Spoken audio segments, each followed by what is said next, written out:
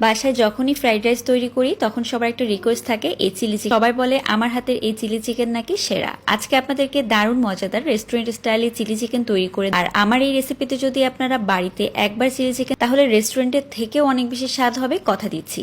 এই chilli chicken একদমই সহজ আর অল্প কিছু উপকরণ দিয়ে ঘরেই চিলি চিকেন তৈরি করতে শুরুতে এখানে লাগছে চিকেন, আমি যে গুঁড়া দিয়ে দিব আর তার সাথে দিয়ে দিব লবণ, পরিমাণে সয়া সস দিয়ে দিচ্ছি, হাফ চামচ পরিমাণে রসুন বাটা।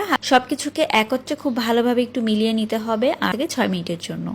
এরপর এখানে 3 টেবিল চামচ দেওয়ার পরে সবকিছুকে একত্রে খুব ভালোভাবে একটু মেখে নিখানো হয়ে গেলে এগুলোকে ডুবো তেলে আমি ভেজে নিব। তো রেখে দেওয়ার আর দরকার নেই, এভাবেই এখন তেলের টেম্পারেচারটা গরমও না আবার একদম ঠান্ডাও না, এরকম পর্যায়ে আমজা হয়ে গিয়েছে। এখন একটা প্যানের মধ্যে বা কড়াইয়ের মধ্যে আমি দিয়ে দিচ্ছি রসুন কিমা, আদা কিমা দিয়েছি আমি 1 চামচ, রসুন কিমা এগুলোকে হালকা করে একটু ভেজে নিয়ে দিয়ে দিচ্ছি কাঁচা দেওয়ার পরে ভালোভাবে এই তেলের সাথে ভেজে নিতে হবে। ধরনের ক্যাপসিকাম আর তার সাথে পেঁয়াজ, সবুজ আর লাল ক্যাপসিকাম নিয়েছি, তার সাথে একটা পেঁয়াজ পাতার মতো খুলে নিয়েছি।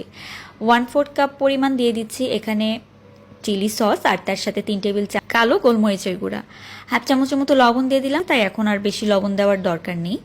তো চিলি ফ্লেক্স দিয়ে দিচ্ছি, হাফ চামচ মরিচ দিতে প্রথমে ভুলে গিয়েছিলাম, এখন একটু শুকনো মরিচ দিয়ে দিয়েছি। মরিচ দেওয়ার পরে যখনই ফুটে আসবে এখানে 2 টেবিল চামচ পানির সাহায্যে ভালোভাবে গুলিয়ে নিয়েছি হাফ কাপ পানির মধ্যে। তারপর চিকেনটা দিয়ে দিলাম। চিকেনটা দেওয়ার পরে কিছুক্ষণের জন্য ওই 2-1 মিনিটের জন্য 2-1 মিনিটের পরেই দেখবেন যে এসেছে, আর সেই পর্যায়ে কিন্তু দিয়ে দিতে হবে সয়া সস। আর এটার স্বাদ রেস্টুরেন্টের থেকে অনেক বেশি ভালো হয়। এভাবে একবার বাড়িতে সুস্থ থাকবেন, রেসিপিটা একবার ট্রাই করে দেখবেন। আল্লাহ হাফেজ।